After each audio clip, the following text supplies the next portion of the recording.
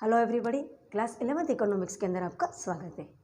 Chapter 3 अपन ने कर चुके और आज अपन अपना नया चैप्टर स्टार्ट करेंगे, चैप्टर नंबर 4, जिसका नाम है आंकड़ों का प्रस्तुतिकरण।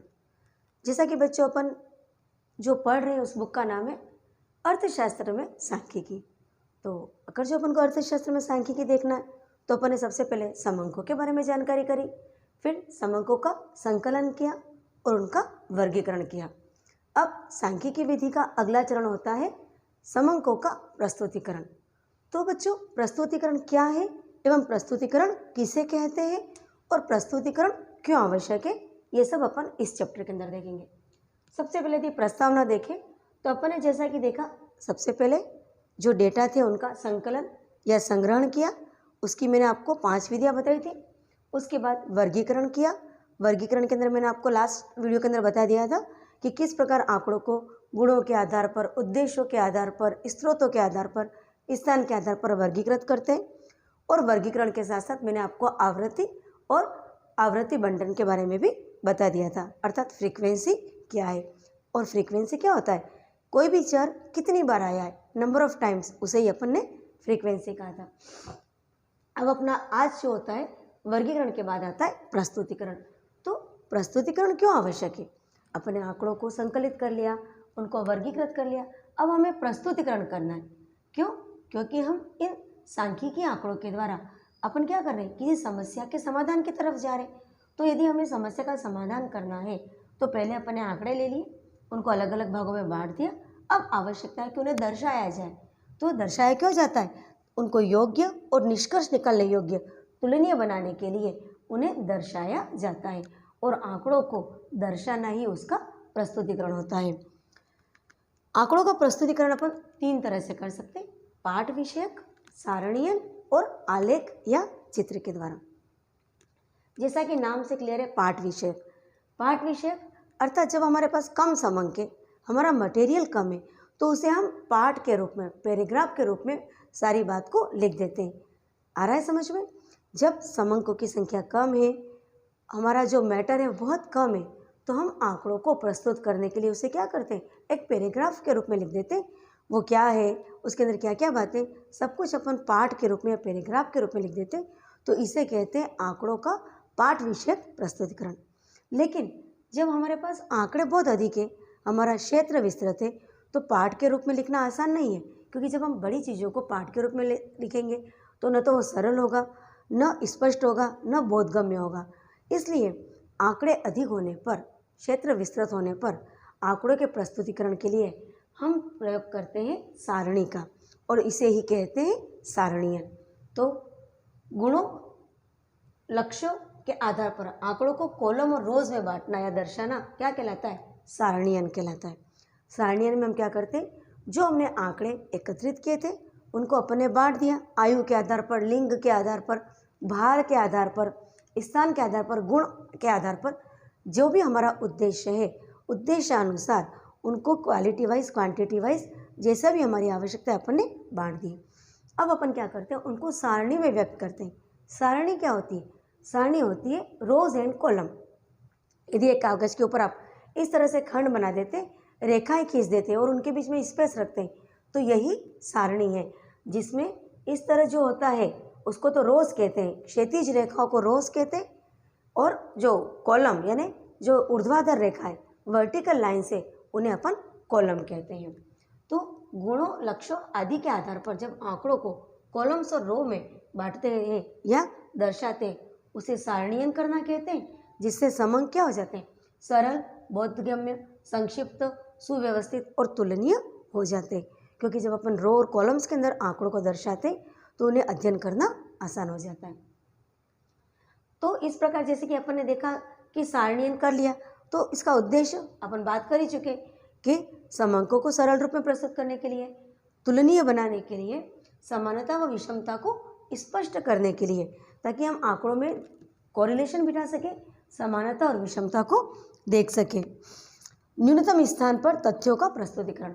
यदि हम आंकड़ों को पाठ विषयक रूप में लिखते हैं तो पता नहीं कितने पृष्ठों के अंदर सारी बात होगी, जिसको पढ़ना और समझना कठिन होगा। लेकिन जब हम आंकड़ों को इस तरह से रो और कॉलम्स बना देते हैं, सारणी बना देते हैं, तो बहुत अधिक मैटर को बहुत छोटे से एरिया के अंदर अपन लिख सकते हैं, अर्थात न्यूनतम स्थान पर तथ्यों को प्रस्तुत करना। सांख्यिकी विश्लेषण को सुगम बनाना इजी हो जाता है और जटिल तथ्यों को सरल बनाना। तो इन 6 उद्देश्यों को ध्यान में रख करके हमने आंकड़ों को प्रस्तुतिकरण के अंदर सारणीयन जो विधि है उसको यूज करते हैं। अब सारणीयन में वर्गीकरण का क्या आधार है? तो वही आधार जो हमने आंकड़ों के वर्गीकरण में यूज किया था, गुणात्मक, मात्रात्मक, कालिक और स्थानिक वर्गीकरण। गुणात्मक उनके जो क्वालिटी के आधार के ऊपर, नहीं उसके गुण दोष के आधार के ऊपर यदि अपन बांटते हैं कि अपने जैसे आंकड़ों को बांट रहे हैं तो रंग के आधार पर बांट दिया कि हरा रंग, काला रंग या लंबाई के आधार के ऊपर, तो इसको कहते हैं गुणात्मक वर्गीकरण। दूसरा होता है मात्रात्मक, मात्रा किलोग्राम के अंदर या फिर लीटर, किलोमीटर या फिर अपन इसकी जो मात्रा है, संख्या है, उसके अंदर अपन बांटते हैं, तो इसको कहते हैं संख्यात्मक वर्गीकरण या मात्रात्मक वर्गीकरण।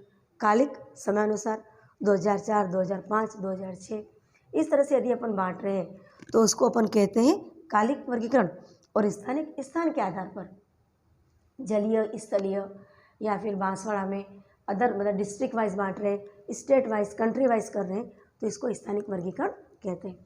तो जब अपन सारणीयन करते हैं तो उसके जो सारणीयन का जो आधार होता है वो भी गुणात्मक, मात्रात्मक, कालिक या स्थानिक वर्गीकरण हो सकता है। आगे बात करते हैं अपन अच्छी सारणी के गुण। अब अपन सारणी तो बना रहे हैं, लेकिन सारणी अच्छी हो उसके लिए उसमें क्या विशेषता होनी चाहिए? छोटी व आकर्षक हो। हम जो चीज़ अपनी प्रस्तुत करें सारणी, वो छोटी हो और स्पष्ट हो। ऐसा नहीं कि बहुत सारे खंड और बहुत सारे लाइंस और कॉलम्स और रो बहुत सारे बना देंगे, तब भी कन्फ्यूज़न बढ़ेगा। तो सारणी छोटी और आकर्षक होनी चाहिए, उसमें रोज़ और कॉलम होने चाहिए। रोज़ और कॉलम तो सारणी की आत्मा है, बिना रोज़ कॉलम के तो सारणी बन ही नहीं सकती है। स्रोत का उल्लेख होना चाहिए। हमने ये आंकड़े कहाँ से लिए? क्योंकि आंकड़े तभी मान्य हैं जबकि वो विश्वसनीय और किसी वैधानिक आधार से लिए गए हों। तो हमने जो भी आंकड़े लिए गए उसके स्रोत का उल्लेख करना परम अनिवार्य है। स्पष्ट और मितव्ययी हो, ज़्यादा खर्चीली ना हो, विश्लेषण व टिप्पणी उसके अंदर करी हुई हो, नीचे फुटनोट बहुत ज़रूरी है, और सरलता, संख्या क्रम में हो, उल्टा सीधा क्रम न हो, संख्या क्रम में हो। तो ये होते हैं अच्छी सारणी के गुण। अब आगे बात करते हैं कि सारणी के भाग मीन्स आखिर सारणी बनेगी कैसे? हम बात तो कर रहे हैं सारणी में रोज़ होने चाहिए, कॉलम्स होनी चाहिए, तो हम एक सारणी बनाकर यहाँ देखेंगे कि उसमें रोज़ क्या है, कॉलम्स क्या है, उसका शीर्षक क्या है, उपशीर्षक क्या है, फुटनोट टिप्पणी क्या है, स्तंभ शीर्षक क्या है, और ये सब कुछ एक सारणी के अंदर कहाँ कहाँ किस तरह से लिखते हैं, ये कहलाता है सारणी के भाग। तो सारणी के भाग के अंदर पहला संख्या व शीर्षक, स्तंभ शीर्ष, मुख्य अंग, फुटनोट, रेखाएं खींचना व स्थान छोड़ना, पदों का समायोजन और आंकड़ों का स्रोत, ये सारणी के मुख्य अंग हैं। इनके बिना सारणी अधूरी है। तो मैंने यहाँ पर एक ऐसे ही डमी एक सारणी बनाई है, समझ लो कि एक सारणी है। तो सबसे पहले हमको लिखना पड़ेगा सारणी का शीर्षक कि ये क्या बता रहा है। क्या ये भारत के अंदर भारत के विभिन्न राज्यों में गेहूं के उत्पादन की स्थिति बता रहा है, या फिर बाढ़ के द्वारा जो नुकसान हुआ ये बता रहा है, या एक कक्षा के अंदर जो अर्थशास्त्र के विद्यार्थी हैं उनके प्रथम टेस्ट के अंकों का विवरण है। तो इस तरह हमें सबसे ऊपर लिखना होता है सारणी का शीर्षक, जिसे टाइटल कहते हैं। और इस टाइटल के अंदर वो बात होती है जो इस सारणी के अंदर अपन ने क्या दे रखा है।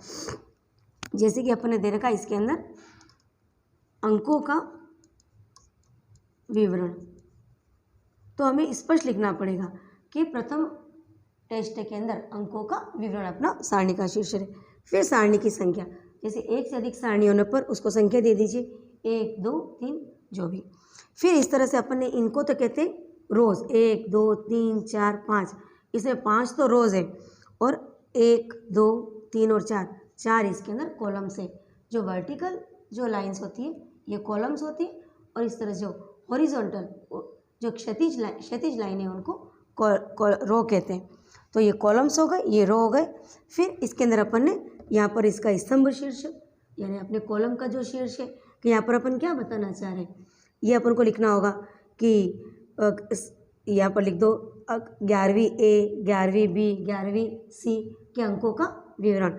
और यहाँ पर आपको यदि पंक्तियों के अंदर आगे जो शीर्षक है कि 0 से 5 अंक कितनों क्या है, 5 से 10 अंक कितनों क्या है, तो वो आप यहाँ पर लिख दीजिए।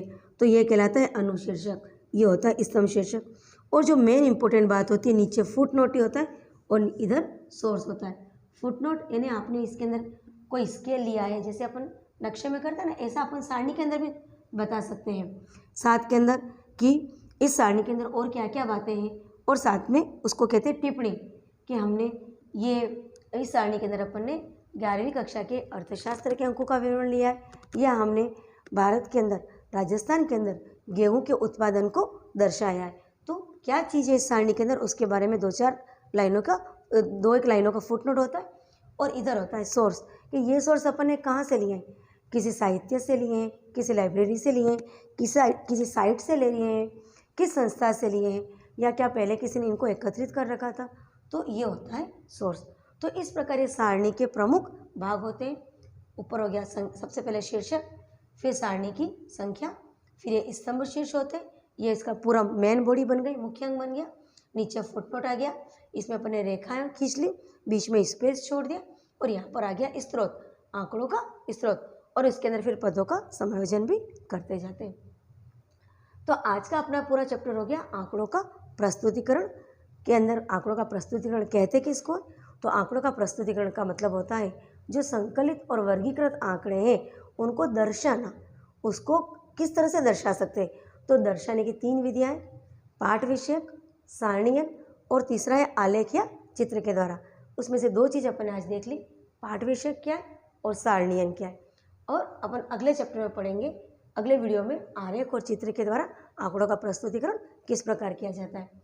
और अपन ये देख लिया कि सारणीयन किस प्रकार करते हैं, इसका उद्देश्य क्या है, इसका वर्गीकरण का आधार क्या है, और अच्छी सारणी के गुण, और फिर ये सारणी के भाग अर्थात सारणी किस प्रकार बनेगी, ये भी अपन ने बहुत अच्छे से देख लिया।